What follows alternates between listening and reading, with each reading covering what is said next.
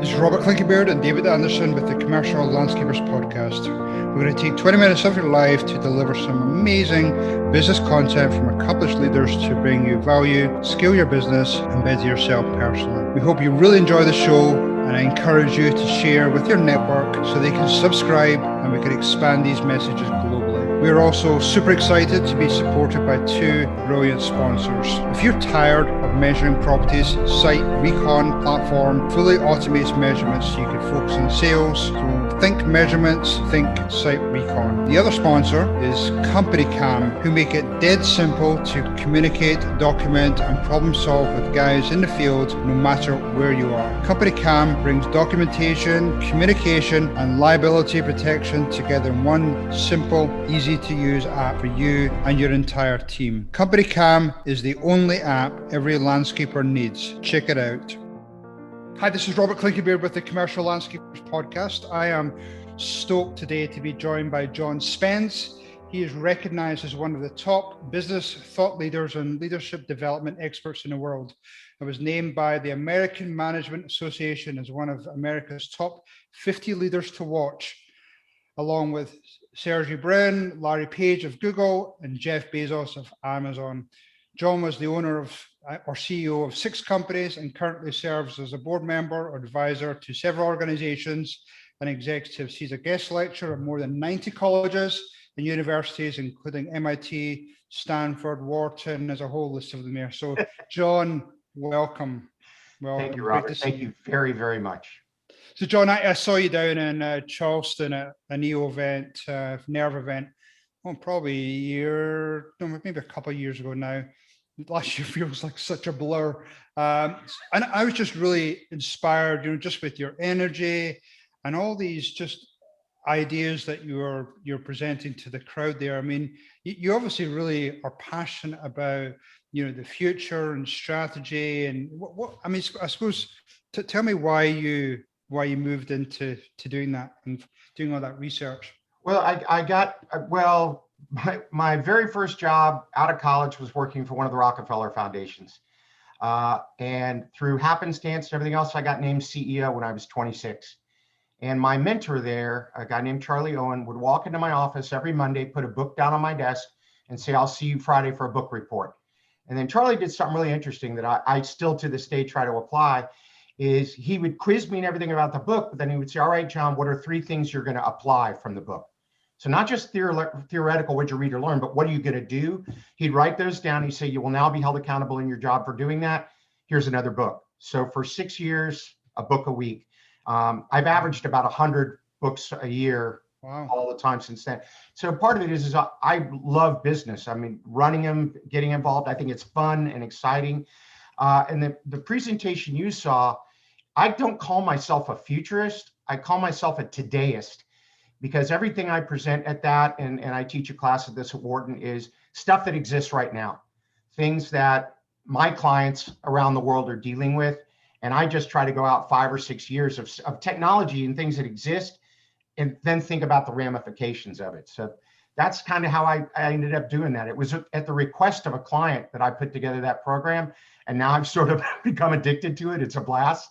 No, it's good. I mean, you could tell me, again, people can do presentations, but you really do presentations. I mean, you're just that passion, that excitement that extrudes from you is very infectious, very infectious. And I thought, well, why don't we get John, first of all, back on the podcast, which thank you for doing that. But, we've obviously got you lined up for a Bruce Wilson event in Hilton Head on 24th of August to 26th. And I'm really excited you're going to be there, John. I'm looking forward to it too. It's going to be exciting. I know the folks that'll be there are very, very bright. They're good business owners trying to get better. There's no better sort of group to work with. Yep, perfect. Well, I mean, the goal for today was just to, again, for you to share some snippets on what they can expect at that event. But, I'd love you to talk to you about, your approach or ideas around strategy. Now, here we are, we're, 2021, it was a brutal year last year. People are still trying to figure out, it's almost like I feel as though there's a surge of business. Everybody just seems to be so busy. People are just coming out, being locked down for the last, year and a half. trying to figure out, well, how do I cope with the surge? But they're also, technology has changed a lot. A lot of things are coming at them from multiple different angles. So I think almost I feel as though people are just overwhelmed with what does strategy look like? Where is the company going? So I'd love to hear your ideas around that. So I have a couple thoughts, and as you and I were speaking earlier, we're both coaching several executives, so I'm seeing several different industries. It's really hard right now. Many industries were completely disrupted during COVID. I've talked to one of my clients today that's in IT. He did a survey. Fully 50% of his employees do not ever want to come back in the office again. Zero. And most of them, I've got about 70% of them want to go into a hybrid thing and only work in the office 2 days a week. So that's going to change the complexion of the business, the culture, all those sort of things, new ways to work, using technology at a higher level. One of the things I've seen around strategy now is it's compressed. Used to be able to look out 3, 4, 5 years. With everything changing, technology changing, industries being disrupted, I don't think you can look out 5 or 10 years anymore. It's one of the things I look around strategy. At the end of the day, it's a guess. I mean, it's a thoughtful, data-driven, but it's still, no one could have told you in the middle of June of 2019 what 2020 would have looked like. Yeah, so true. So that's the way the cadence is shortened up. Actually, let me take a minute, Robert. You can probably add to this. One of the things that I think is foundational is being a good strategic thinker. Strategic planning without good strategic thinking is useless. It's the phrase "garbage in, garbage out."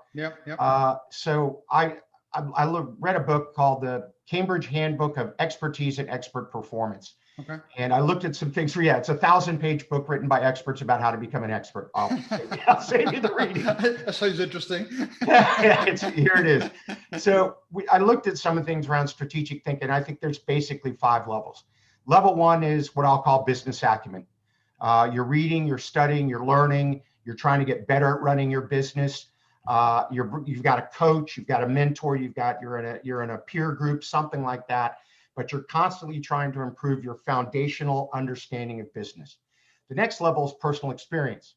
All of the answers are not in the books or on the YouTube videos. There's great ideas there, but then you have to combine them with your 20 years in the business or how you've run your company, whatever it is.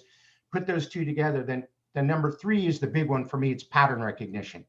I think all strategy boils down to a couple of things. It's the allocation of scarce resources. What do you say no to? But to come up with it is the ability to see trends and anomalies and moves in the marketplace before your competition does. And if you study, anyone at a high level that's, among the best in the world at what they do, and this from being an Ironman, there's a pattern to how you run those races. There's a pattern to the training. If you identify the pattern, you get advantage. So we've got pattern recognition is number 3. Number 4, then strategic insight. I've been studying and learning. I got 15 years in the industry. I'm looking for something interesting. Wham, I see something that nobody else sees. Bing, I think they call it in French, coup d'oeil, a flash of insight. Right. And then the last one is disciplined execution. Again, and I know this is some of the work you do, a great strategy that's not executed is, again. It's terrible, I know. And a lot of people struggle with that. Yeah. And I think that I'd love to hear this from you. I see disciplined execution / accountability with the companies I've worked with around the world is one of the biggest challenges that they face. Do you see the same thing? Oh, absolutely. I mean, people can come up with strategy all day long, but if they can't execute because a lot of the time they're still very much in the weeds and they're just, their heads are down and they don't build in these rhythms, like, whether it be weekly meetings or daily huddles or just document that accountability elements. Yeah. And I go into a lot of companies and I'll ask individual people, well, how do you organize your day? And it's things like, well, my day is the outcome of my day is usually by my inbox. Yep. Or messages or fires that come up. And I said, well, how do you then deal with your strategies, your rocks, whatever you want to call them? And I just get that blank look in my face and they just don't have that time. So, I think probably both of us will, try to recommend, well, you need that reflection time, you need that time set aside to start working on really executing on items. But I think that reflection time also, they need that to, you made a good point earlier about if you've got all that data, but you're not analyzing, you're not looking for those patterns, then it's just like wasted data. I mean, people can get systems all day long, but unless they analyze that data, then, they're not utilizing that tool. Yeah. Well, I've got sort of a formula I use is what I think of as a foundation of an effective strategy. And then to me, there's only 4 criteria that meet it. And one of them we'll talk about is data. So the little formula is all effective strategy is just valued differentiation multiplied by disciplined execution. Now that's a fancy way of saying this. To be effective in the marketplace, it's my belief, my opinion, that you have to bring 4 things. You've got to bring something that's unique and compelling, that your target customer values very highly. They're happy to pay any reasonable price that you want to charge for it. Here's the fun one, that is difficult, if not impossible to copy, and that you can deliver with excellence consistently, day in and day, customer after customer. If we say we're going to deliver it, we over deliver. Mm-hmm. And when I look at that, unique and compelling, highly valuable to your target market, difficult, if not impossible to copy, execute with excellence. To me, there's only a handful of things that meet those criteria for most businesses. Sometimes you've got a proprietary, patent or IP, or you've got a location that allows you to own a market or something. And you might be able to add 1 or 2 to these. I think that the 4 major ones are talent/culture. Mm-hmm. You've got great people in a strong culture that has them engaged. That is really difficult to copy. And the only way that anybody could do it is to steal your people away from you. And if you've got a great culture, your top talent's going to stay. Yep. The next one is your customer relationships. One of my favorite sayings is whoever owns the voice of the customer owns the marketplace. Mm-hmm. I agree. So if you know more about your customers, it's very hard to steal them away. The switching cost is high. They've got loyalty. Number 3 is brand. And there's 2 ways to look at that. If you've been around for a long time and you have a real strong brand, that is difficult, if not impossible to copy. If you've only been around a little while, the goal then of the strategy is what I call a brand hijack, is partner with somebody who has a lot of credibility, and that credibility is picked up and put onto your business. So, you find I can't even think right now, but it's why some folks, I'll give you an example. It's why sports teams want to get sponsors or sports teams partner with banks or whatever. The bank gets all the loyalty and the credibility of the sports team brought over onto their small credit union. Yeah, that makes sense. Yeah, makes sense. Yep. And then the last one's data. Is if you have unique data about your market, your customers, whatever you're doing, and you use it effectively, because you just said this, Robert, a lot of people have a tremendous amount of data, which is a gold mine, but they're not using it effectively. So it's basically worthless. Yeah. So to me, those are the 4 things that meet those criteria. No, I would agree 100%. And I'm glad you said the people and culture part first, because I feel as though it starts there.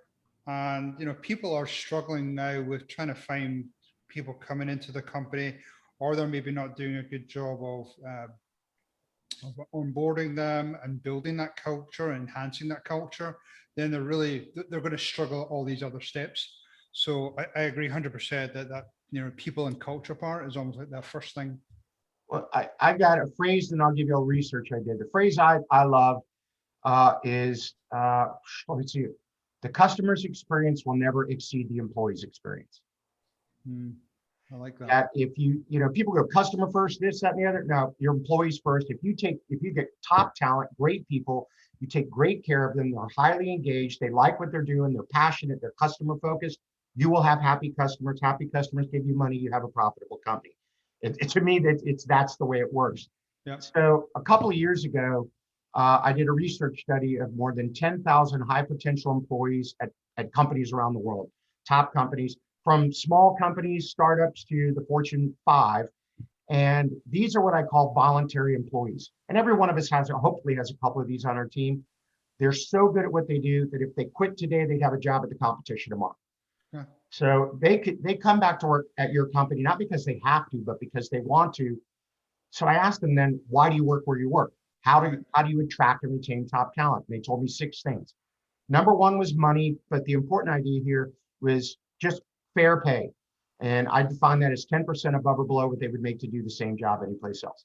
As long as you get parity on pay, pay comes away as a major motivator. Yep.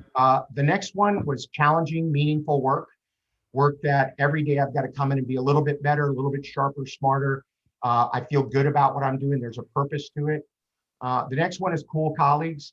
A players only want to play with other A players. Yep, so right. The top talent you have now brings in other top talent. The next one is winning culture. We just talked about that in the formula.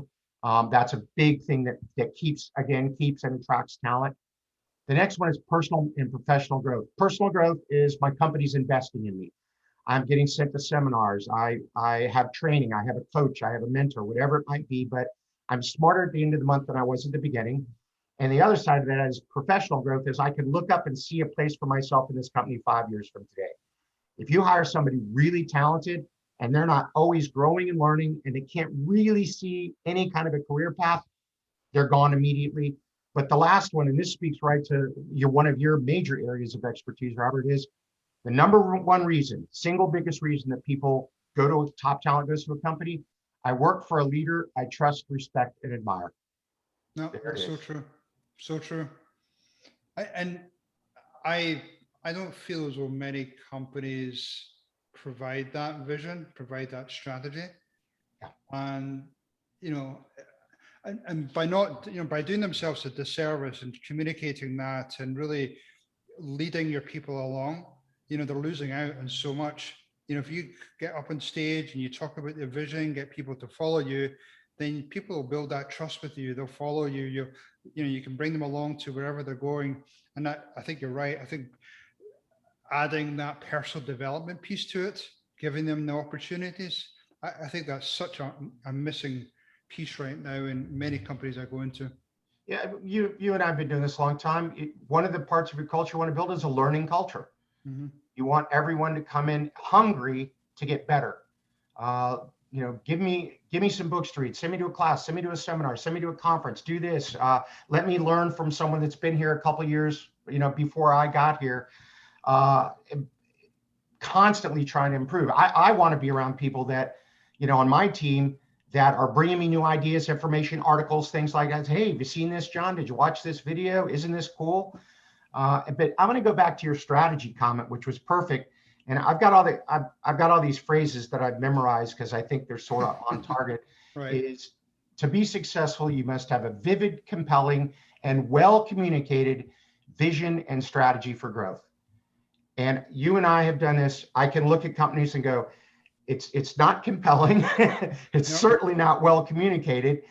Even though the leaders probably think they've communicated a gazillion times, what I tell CEOs, when you get to the point that if you talk about the vision, values, purpose, strategy, and you feel like you're going to get sick to your stomach, the lowest person in your organization just heard it for the very first time. So vivid, compelling, and well-communicated vision and strategy for growth. No, I love that. And the idea, if you tell your company you want to get to whatever 50 million revenue, that's not very compelling, is it? Yeah. What's an idea of what would you give me some examples of what you've seen out there in terms of that compelling, inspiring goal or mission? You could look at, Disney's trying to bring happiness to the world, and there's a bunch, but look at your industry. I'll give you a really good example. It's very close to the industry you work with a lot. And I'll give you two is I work a lot with credit unions.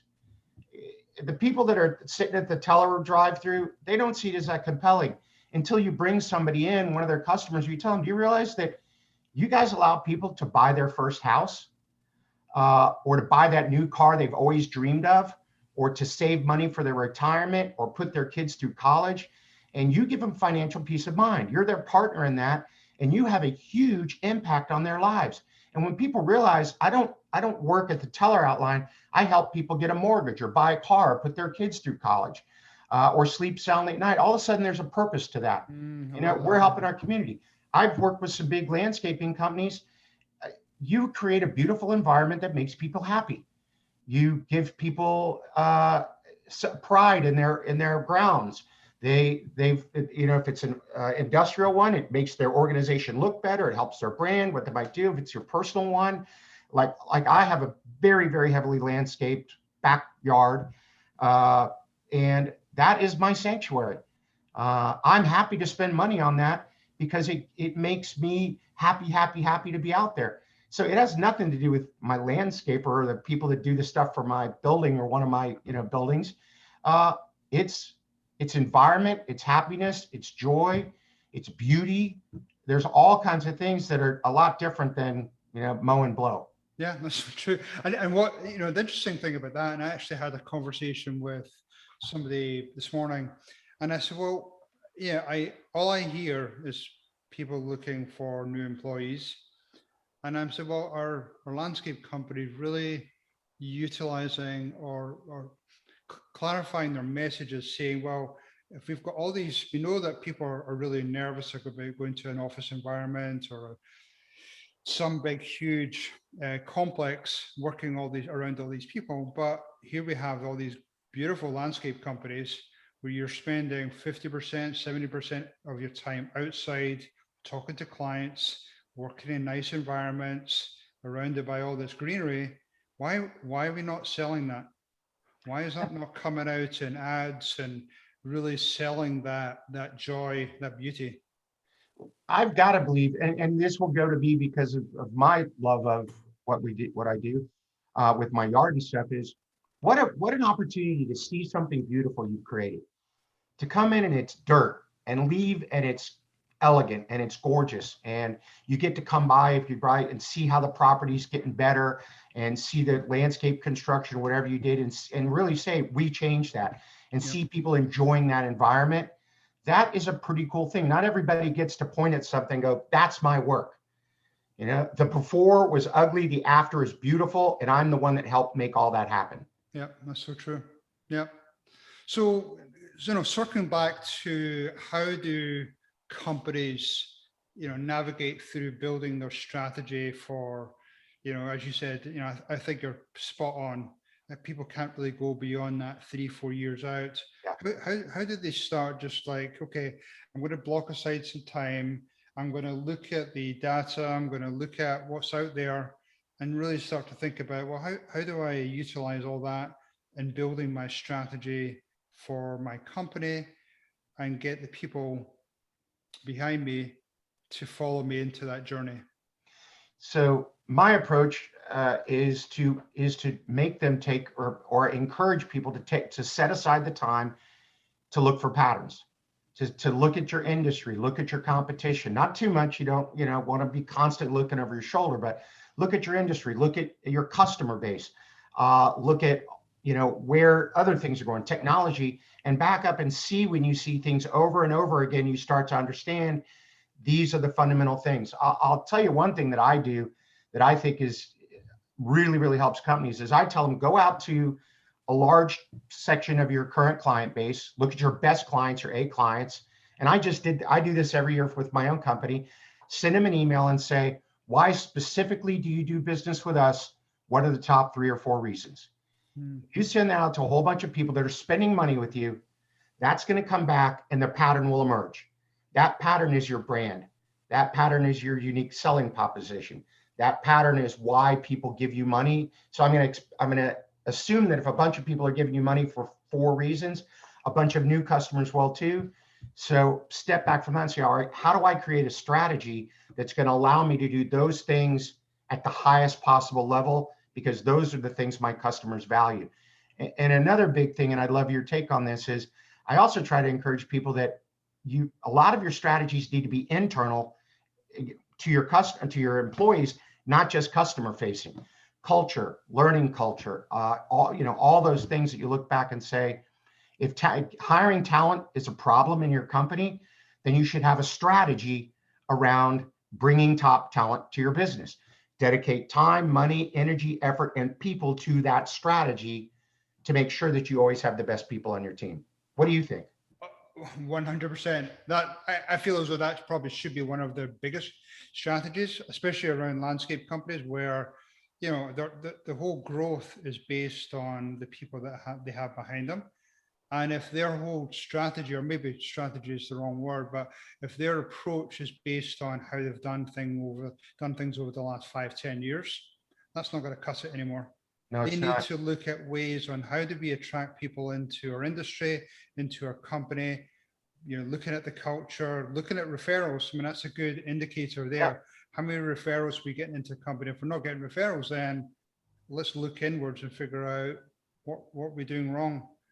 And I think going back to your point you made about talking to clients, I don't feel enough people talk to their clients to figure out, first of all, why do they do business? Why do they enjoy doing business with us? But then the other question I typically ask is, what other things are our competitors or other vendors doing that you really like? Are they using a special technology? Are they using other customer service techniques that I'd love to hear about it to potentially adopt it into my company? Yep. But yeah, there's just not enough communication internally and externally. I'm going to back up what you just said. I'd say that 95% of the companies that I encounter are pathetic at truly listening to the voice of the customer. They'll send a survey out, or they'll put, a little survey on their, when they send out a bill or something like that. That's not enough. You've got to do it 50 different ways. You don't want to send them a survey on Tuesday to ask them if they like the survey they got on Monday, but you've got to, every way you can, through social media, talking to clients, taking them to lunch, with doing a project review. How did everything turn out? Did you like it? Is this the way it turned out, by the way? And then again, all that information comes in and you look for the pattern. I seem to be, there's a pattern to me talking about patterns. Yeah, no, I love that. I love that. I love that. So John, we're going to wind things up here. So again, you're going to join us in August 24th to 26th, Hilton Head, at this great Bruce Wilson event. What other, great things can all of our attendees expect when they hear you and talk to us all then? Yeah, I'm going to cover a couple different things. So, and the key thing is what I do, what the session I'm going to do is going to be very interactive. So people will walk away with specific ideas, but I'm going to talk about a little bit about future trends that are going to impact your industry, my business of the future, but it's going to be focused specifically on the landscaping industry. I'm going to share a couple of mind-boggling, pieces of technology and things that will directly impact all of the attendees, and that'll get us talking. I'm going to talk about how I've seen leadership change over the 30 years I've been leading companies and teaching leadership. There's some fundamentals that are always the same, but there are some new things I see that are going to challenge leaders. Then we're going to talk a little bit about how are you adaptable, agile, and resilient in the face of the kind of challenges we're all looking at right now, through COVID, through strategy changing, through disruption. How can you build an organization that can not just handle the change, but drive change and do it in a proactive, agile way. Awesome. Well, I'm super excited you're going to be there. If people want to talk to you, to get some more information about you and your ideas, what's the best way for them to reach out to? Go to my website, which is it's a very innovative name to it. It's called johnspence.com. Or if you have a question, just send it to me personally. My email's john@johnspence.com. And I answer all my own emails personally. And I'm totally serious about this. If you have a question about something I'm talking about, even after you go to the event, when we meet at the event, we have fun, you send me an email, I'll answer it. If you put important or urgent in it, I will stop what I'm doing, look at it. And if I don't have the answer, I will find somebody who does. That's awesome. John, really appreciate your time today. It's been really enlightening. Looking forward to seeing you in a couple of months. And thanks for your time today, John. We're going to have a great time. I'm excited about it too. Okay, cool. Okay, take care. Thank you, John. Thank you, Robert. Hopefully that was pure dead brilliant for you today, and we've got some great takeaways for your business and your personal life. This is Robert Clinkenbeard along with David Anderson, and we'd love to get you and your friends to join us on our journey. 2 quick things before you go, listeners. Check out our website, thecommerciallandscaper.com. You can subscribe, you can share with your friends, but more importantly, check out our sponsors. We have Site Recon, who are going to help to capture measurements on your property and create a really streamlined process. And we have Company Cam, who make it it dead simple to communicate, document, and problem solve with guys in the field, no matter where you are. Thanks, everyone. Cheers.